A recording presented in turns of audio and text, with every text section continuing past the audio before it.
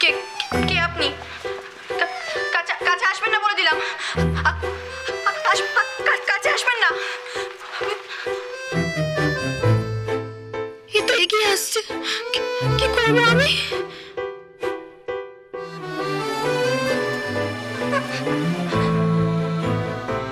কাছে আসবেন না বলে দিলাম। একদম কাছে আসবেন না, কাছে আসবেন না। বাঁচাও! বাঁচাও!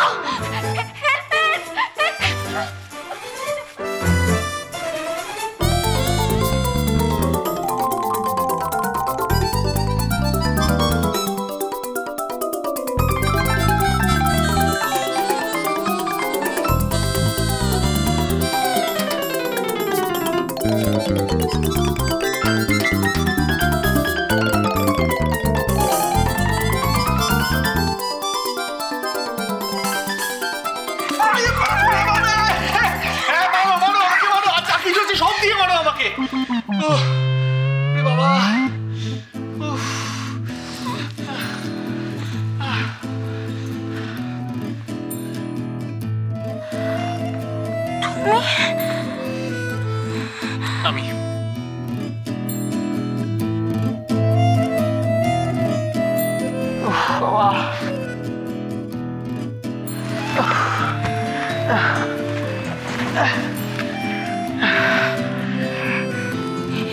পোশাক পরে তুমি?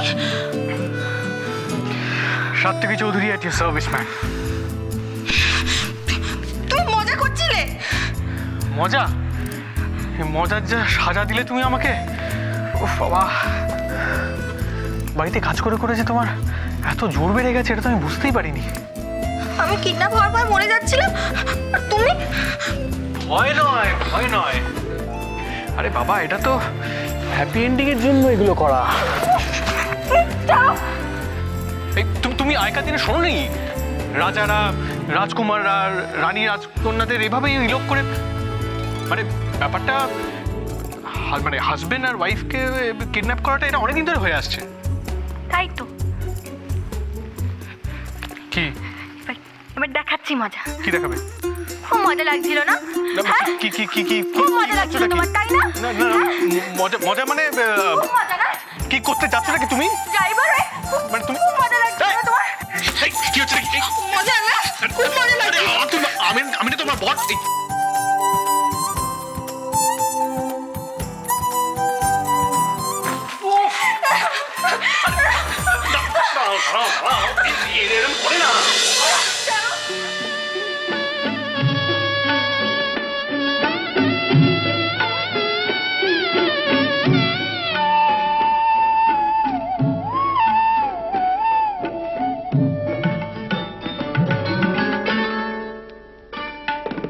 সুন্দরী গো, দোহাই দোহাই মান করো না, আজ নিশীথে কাছে থাকো, না বলো না।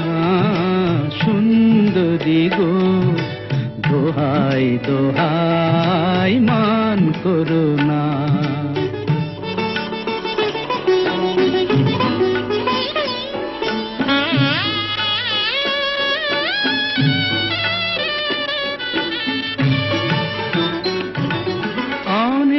শিখা পুড়ে তবে এমন প্রদীপ জ্বলে,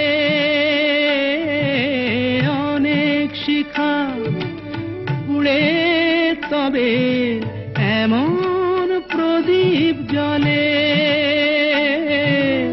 অনেক কথার মরণ হলে হৃদয় কথা বলে।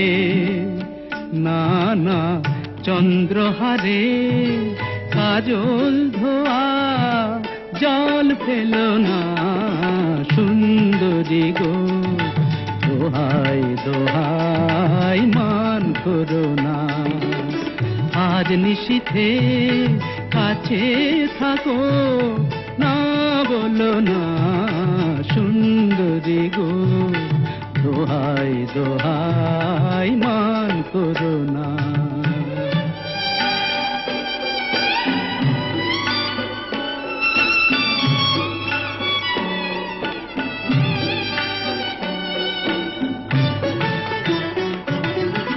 একেই তো এই জীবন ভরে কাজের বোঝাই জমে,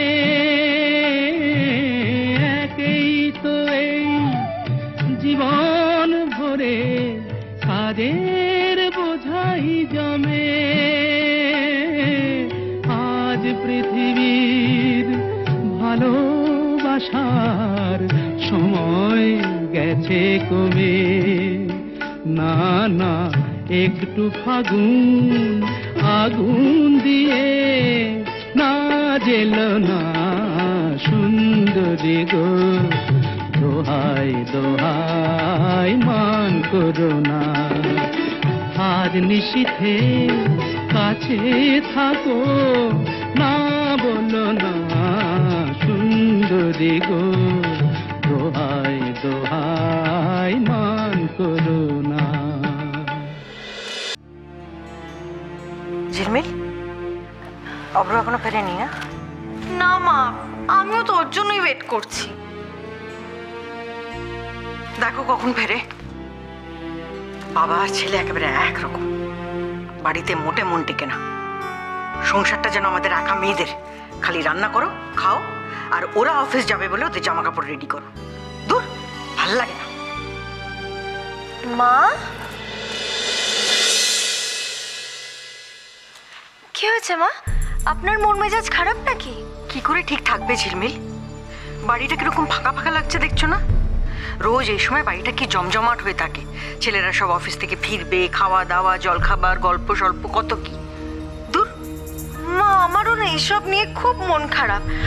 অব্রটা আজকাল কেমন যেন হয়ে গেছে, অফিসে এত বিজি থাকে, ও রোজ বাড়িতে দেরি করে ফেরে। মা, আচ্ছা মা, আমরা কেন সবসময় কম্প্রোমাইজ করবো, স্পেশালি আমি আর আপনি? মানে? না মানে আপনি দেখুন না, শুধুমাত্র আমি আর আপনি এই বাড়িতে আছি, বাকি সবাই মানে কনক, ছোট মা, ওরা তো দিব্যি বাইরে ঘুরে বেড়াচ্ছে। না সেটা ঠিক, কিন্তু ছোট যখন এতক্ষণ ধরে বাইরে আছে তখন নিশ্চয়ই কোনো একটা কাজে আটকে আছে। কাজে গেছে না হাতি। এই দেখো মা, আমি এসে গেছি। কি ব্যাপার মা, ঝিলমিল তোমরা এভাবে বসে আছো কেন? ও আচ্ছা আচ্ছা, কি ঝগড়া টগড়া হয়েছে নাকি? মোটেই না, আমরা দুজনে বসে আছি তোর সঙ্গে ঝগড়া করব বলে। আমি আবার কি করলাম? আচ্ছা অভ্র, তুই কি রে? আমার না হয় বয়স হয়েছে তাই তো বাবা আমাকে পাত্তা দেয় না, কিন্তু এই বাচ্চা মেয়েটা সন্ধ্যে থেকে তোর জন্য বসে আছে, চিন্তা করছে, তোর আসার নাম নেই। আচ্ছা মা, থাক এখন এসব কথা, ওকে এসব কথা বলে কোনো লাভ নেই। আমি ওর ব্যাপারটা বুঝি, অফিসে আজকাল একটু বেশি বিজি। আচ্ছা আচ্ছা, আমি বুঝতে পেরেছি যে তোমাদের দুজনেরই অভিমান হয়েছে, কিন্তু মার মনে হচ্ছে একটু বেশি অভিমান হয়েছে। বাবাকে মিস করছো তাই না? যদি বলি হ্যাঁ করছি, তুই কি ম্যাজিক করে এনে দিবি? ওয়েট ওয়েট,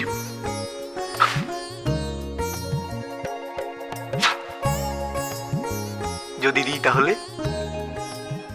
ঠাট্টা করিস না অভ্র,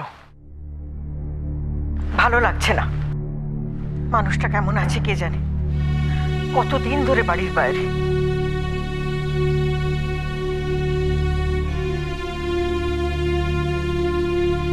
বাবা হাজির হও।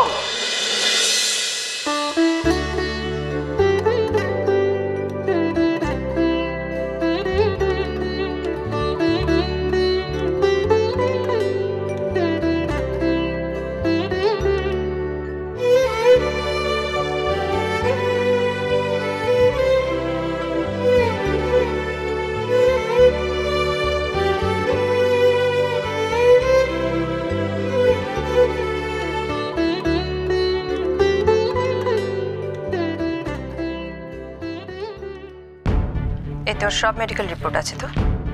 হ্যাঁ মানে সেসব আছে, কিন্তু আপনি হঠাৎ এগুলো কেন চাইলেন এটা ঠিক বুঝতে পারছি না। কিছু মনে করবেন না ডক্টর, ওর যা কন্ডিশন তাতে আমার মনে হলো একটা সেকেন্ড ওপিনিয়নের দরকার। সহযোগিতা করার জন্য ধন্যবাদ।